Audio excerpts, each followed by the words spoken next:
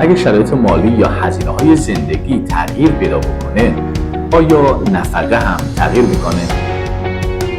طبق ماده 1107 قانون مدنی، نفقه شامل مسکن، لباس، غذا، لوازم منزل و هزینه‌های متناسب با نیازهای زوج است.